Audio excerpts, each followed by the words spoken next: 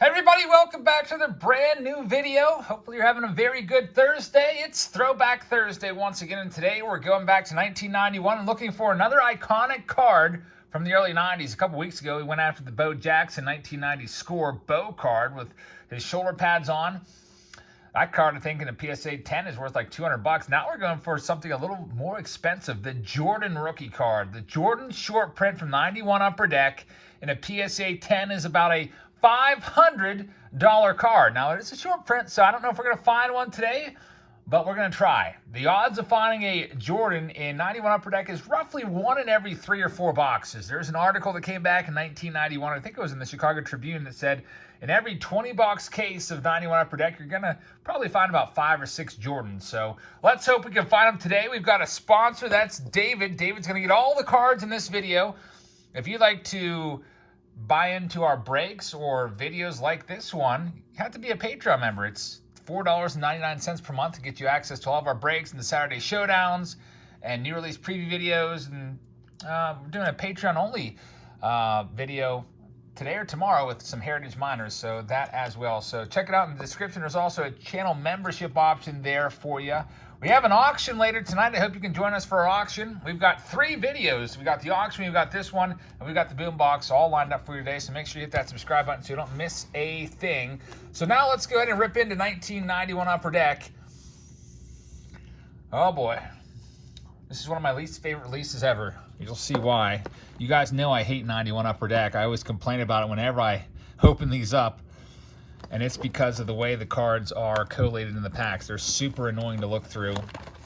But we must find the Jordan today. You can see the covers of the box, cover boys. You got guys like Ryan Sandberg and Walt Weiss, Jose Canseco, Greg Jeffries, Ozzie Smith, Sandy Alomar Jr., Bobby Bowes on the box, Luis Polonia on the box for some reason. But let's go ahead and start this off. Thanks for being here, everybody. We're looking for Nolan Ryan inserts as well.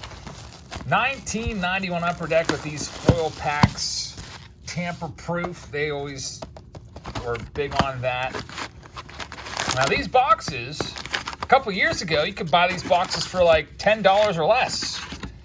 And then the pandemic hit, and I think these boxes surged at the height of the pandemic to like over $100 a box. Even now, they're still about $50 a box on eBay, which is, kind of crazy how the prices have gone up. But that Jordan card is fueling the fire, so to speak. And we have a Nolan Ryan Baseball Heroes card to lead things off. And this is what I don't like, how these cards are flipped upside down.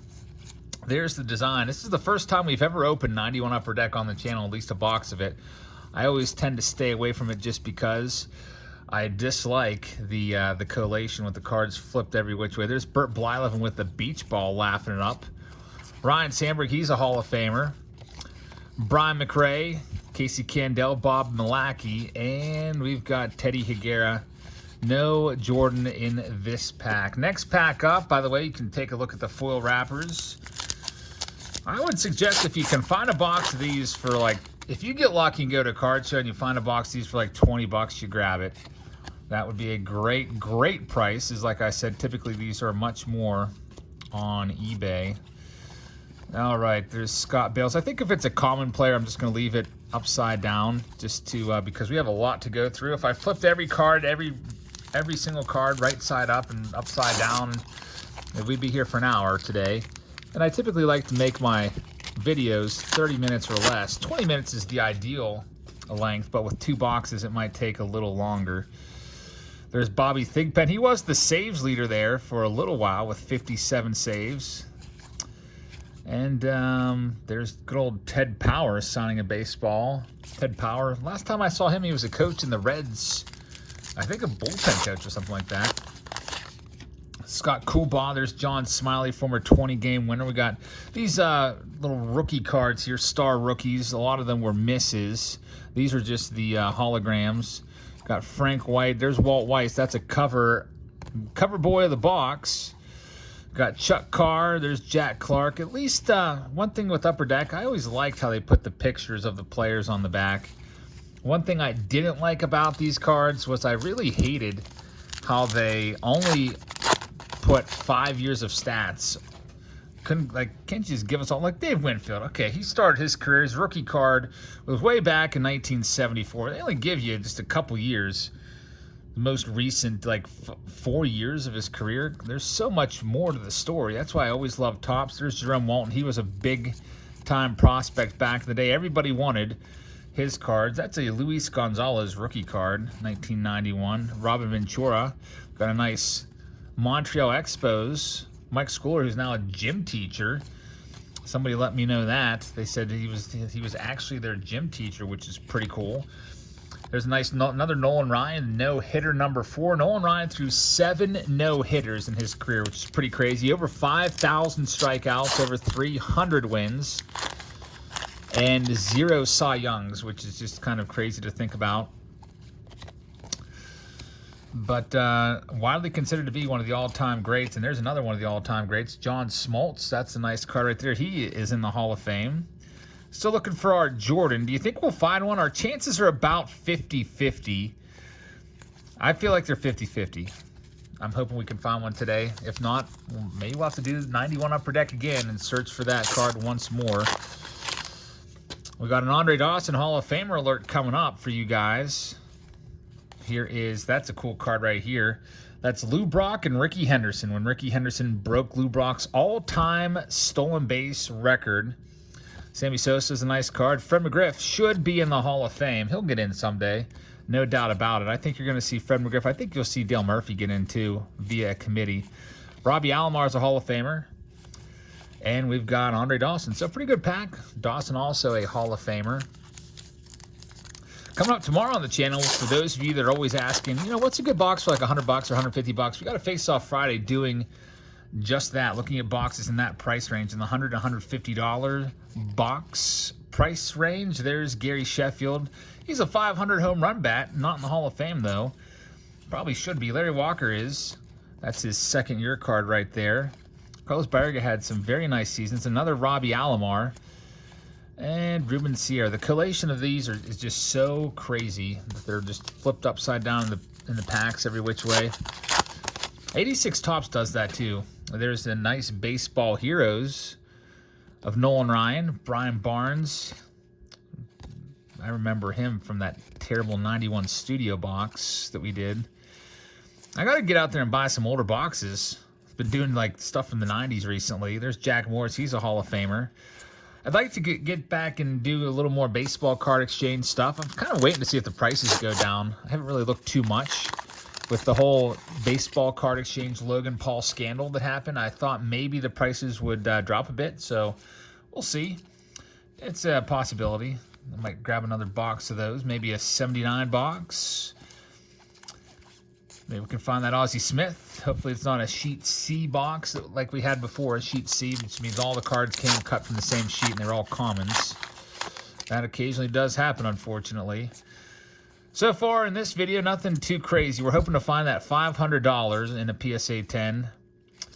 Michael Jordan. There's a Harold Baines. Got a funny story about that Michael Jordan card. It's actually not a funny story. It's a sad story.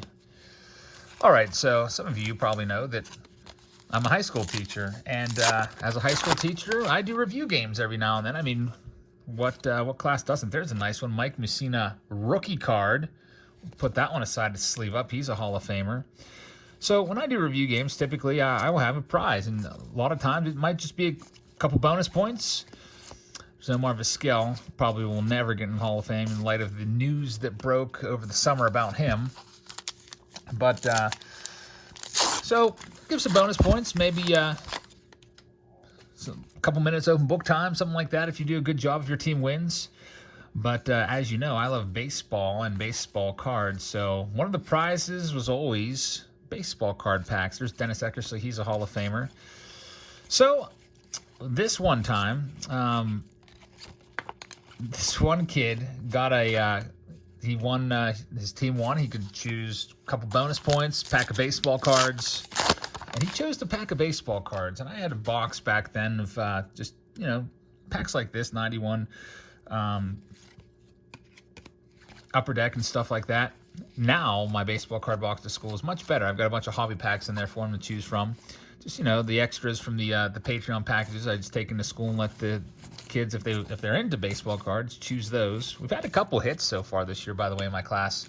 Ozzy Albies auto was pulled. Brady Singer auto was pulled. A couple relics, but Bartolo Colon relic. But anyway, so this kid got a 91. I still remember his name. I'm not going to say his name on camera. He's long since graduated. He's probably like in his mid-20s now, early 20s. Roger Clemens didn't make the Hall of Fame. So he gets a pack of 1991 Upper Deck. And guess what? He pulls the Jordan. There's Mark McGwire. And so immediately he's like, what's that worth? And I'm like, oh, it's a couple dollars. Maybe like, I don't know, $5 back then or something like that. He's like, all right, give me $5 for it. I'm not going to buy that card off you. I can't do that. And he really wanted, wow, 2 Mark McGwire cards in there. And he really wanted to sell me the card back. And, I just wasn't having it. So he ripped the card up. Look at this, Ozzie Canseco and Jose Canseco standing side by side. That's a pretty cool card right there. It's an Oakland A's pack. So he ripped the card up. Man, did that ever hurt. Like, even if somebody was to rip up like this Tom Gordon or Kevin Tapani card, that would hurt. Like, I hate seeing cards destroyed, even a common. So that hurt. And I'll probably never forget that, because that card now in a PSA. Look at this! There it is, the Michael Jordan! We have it! The short print Michael Jordan has just come out right in the midst of my Michael Jordan story. How about that? Congratulations to David. That's what you wanted. Fresh out of the pack, the first card at the top. We are going to get this bad boy one touched up right now, and in hopes that it is a PSA 10, a $500 card right there, Michael Jordan. Let's take a look at this, and we'll tell you a little bit about Michael Jordan's baseball career, or, very short-lived baseball career. So 1991, he wasn't even a, he's a major basketball star. He wasn't a baseball player yet. Michael Jordan did play baseball when he was in high school and was pretty good at it, but of course he was, the best basketball player of all time. So anyway, 1991, he was in the cage at the White Sox, old Comiskey Park, or whatever it was called back then. He was taking batting practice. We have this at PNC Park pretty regularly. Like, there'll be a penguin that hops in the cage and takes some BP, like Sidney Crosby's taken BP before. They've had Steelers there take BP before, and we always know, because we're like, who the heck is this hitting? They suck. Because they're hitting like little rollover grounders to third base and stuff like that. And it was, that's like Hines Ward or somebody taking BP. But so he was taking BP. They took his picture, put it on a card, and they short printed it, kind of like an extra little chase card in there. But that is an awesome card right there. This is the Michael Jordan, and I'll tell you what, that corner looks pretty good. I like what I'm seeing from condition-wise from the top of the card. The bottom of the card also looks great. What a great card for David. Congratulations. There's the back of the card. You see MJ right there, Michael Jordan.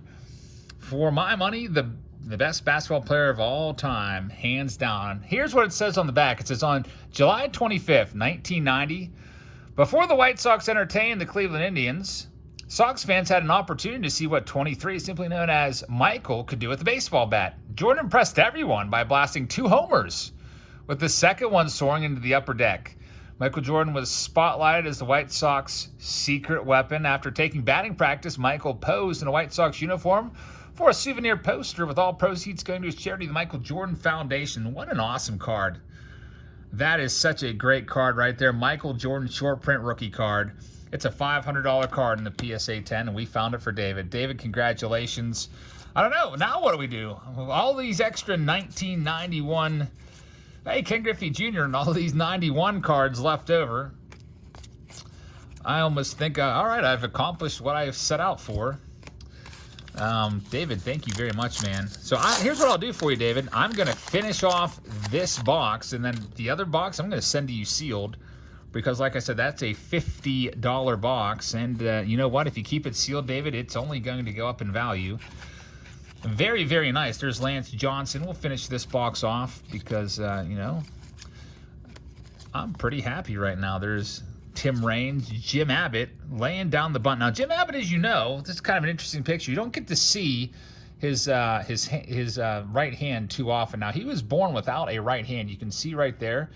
that he would just keep that tucked in his glove, and he would pitch, and then he'd be able to get that glove put onto his pitching hand almost in one motion, so he was able to field. I'll tell you what, Jim Abbott, if he can play baseball without a hand, sometimes I think about that when I'm just like, oh, woe is me. Why did this happen? Why did that happen? Well, why can't I do this? Well, Jim Abbott didn't have a hand, was a major league pitcher, and threw a no-hitter. Pretty awesome story right there. And I believe he does some, motivational speaking, and obviously he's well qualified for that. There's Dave Parker. He should probably be, I don't know if he should be in the Hall of Fame or not. He's really close. There's Frank Tanana with those cool guy sunglasses on. Jamie Navarro and Greg Harris is the last one. Let's see what else we can find. We've got about, 15, 16 packs left somewhere in there, a little less than half the box. Wouldn't that be crazy if we found another Jordan short print? I doubt it, since there's only a few per case. That's pretty awesome. I love pulling short prints. Another Griffey, so 2 Griffies. Maybe we'll find the Chipper Jones rookie card in here. Chipper Jones, 1991 Upper Deck is another one that we can keep an eye out for. Mike Mussina was a nice one, but we got the Jordan. I know that Ike's probably pretty happy seeing that one. Ike, one of our moderators and accomplished painter. You probably know him. That's his favorite card of all time. There's Tony Gwynn, one of the best players of all time, Hall of Famer. Curt Schilling didn't make it into the Hall of Fame this year. He actually said, you know what? Don't even vote for me, guys. Like, if you're going to, take politics into account, don't vote for me. I'd rather have my fellow compadres put me in. And Curt Schilling will get in the Hall of Fame, I do think, by a Veterans Committee. There's Ryan Sandberg. He is a Hall of Famer, as you probably know. Some of you are like, Jabs, why do you always tell us Ryan Sandberg's a Hall of Famer? We know that. Well, I just like to point that out, especially in Throwback Thursdays, because we do get new viewers and new subscribers that might be coming over from hockey or football or basketball that may not know who's good and who's not. I'll tell you what, if I was watching a Throwback Thursday for football, I wouldn't know who the heck's in the Hall of Fame. So there's another Nolan Ryan. Pat Kelly, 91 card, 91 rookie card. There's Andy Van Slyke, my favorite player back in the late 80s, early 90s. We've got Paul O'Neill. I like Paul O'Neill a lot, too. Not so much when he was with the Reds. I didn't like the Reds at all because they beat the Pirates in 1990 in the NLCS. By the way, what the heck are the Reds doing in the West Division? Those divisions were so screwed up. They had 2 divisions back then in 1990. And the Reds and the Atlanta Braves were in the Western Division. Like, why? Maybe if they would have been in our division, the Eastern Division, we wouldn't have had to run into them there. Back then, it was just the 2 top teams in those 2 divisions faced off in each league. So only 4 teams would go to the playoffs. The 2 division winners, and then from each league. And then whoever won the ALCS and LCS went to the World Series. And then they changed it in, what year was that? Oh, I think it was... What year do we have the expansion of the playoffs? Was it 94? I think it may have been 1994 was the first year. Actually, there was no postseason in 94, now that I think of it. No World Series in 94. Maybe it was 95, somewhere around there. Somewhere in the 90s, mid-90s, there's Chris Sabo without the glasses. That's kind of rare. George Brett, one of the all-time greats. He is a Hall of Famer, and I always thought this card was kind of interesting, like... Could Jose Lean dunk, do you think? There he is jumping over Mike LaValliere. Now, Mike LaValliere was the tallest guy. I think he was like 5'6", 5'7", somewhere in that range. But to jump over another human being, that's pretty crazy. I bet you Jose Lean could dunk it pretty good. He was he's 5'11". He could probably get his whole elbow over the rim. Jose Lean, a great fielder, not so much a good hitter. There's a Carlton Fisk, and Steve Lyons is the last one. Whenever I see Steve Lyons, I think of him pulling down his pants. I think he slid into first base, and he got dirt in his down his belt, so he just took his pants off, and then I think he just had a mind fart or whatever it is. He just took his pants off to empty out the dirt in front of everybody. There's that's one of the all-time bloopers. There's Wally Backman. Wally Backman would have been a manager in the big leagues if not for a DUI charge that was uncovered against him. I forget who hired him. Was it the Diamondbacks that hired him as a manager? If you've ever seen Wally Backman manage, he's a nut.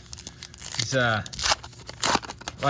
he's not in a bad way, I guess, but like in a kind of like a funny way. Like he's very colorful, and you know, I kind of like colorful characters around the game of baseball. Lenny Dykstra, definitely a colorful character right there. Danny Tartable was a nice slugger back in the day. There's Burt Blyleven again, enjoying that beach ball. Randy Johnson, Hall of Famer. And Sil Campusano. I always hated this guy because he broke up a Doug Drabick no-hitter in the 9th inning. And I've always hated him ever since. As a kid, I don't really care anymore, but that just sticks with you. I remember listening to every single pitch on the radio. That's how I used to get all my baseball. We never had cable. And just used to listen to all the games on the AM radio every single day. There's a Gary Sheffield, Scott Erickson, Jay Bell, Scott Lewis showing off the locks there in the dugout. Ken Griffey Sr., that's a good picture with the sun. I wish it was a little more centered up so we could see a little more junior in it, but that's a good pick. There's Mel Hall. We've got Joe Klink, and the last one is Oda B. McDowell blowing a bubble in the dugout. So we've got one stack left on this Throwback Thursday. We're already at 20 minutes. Yeah, if I did another box, we'd be almost at an hour. So David, I'm going to give you that other box. You can do whatever you want with it, man. You could open it yourself if you wanted to. I think David's got to be pretty happy right now. So anyway, tomorrow on the channel, we'll be opening 5 boxes of kind of like mid-end product. There's Tom Glavine. He's a Hall of Famer. And Face Off Friday, I've got, let's see what I got. Topps Chrome Black. That's usually around $130 to $150 a box. We got Bowman Inception, which is usually around $150 a box. We got Contenders, which is a popular product. Like that one a lot. What else we got? Missing 2. Stadium Club Chrome, which is a very good product. And there's one more. I can't remember it off the top of my head. Oh, yeah, Bowman's Best. A mini box of Bowman's Best, which is basically half of a master box, which is still about $150. Kirby Puckett. Looks like he's got a tattoo there. I didn't realize he had one, unless somebody wrote something on his arm in pen. I don't know what the heck that says. Terry Pendleton and Lee Gutterman is the last one. So we've got about 6 packs left after this. Again, we'll have an auction later tonight. I hope you can join us for that. I'll probably get started around 7 because I do have some consignment cards to sell, along with some cards that I have from my collection. There's Bo Jackson. What would have Bo been in baseball if not for his injury? Of course, Bo Jackson had a horrific hip injury playing in the NFL. He was a crossover 2-sport star. And you know, just didn't work. I don't know if we've had another player like that in a while. So back in the 90s, we had 3 of them that I can think of. There's Larry Walker. We had Bo Jackson. We had Brian Jordan. We had Deion Sanders. All played football and baseball.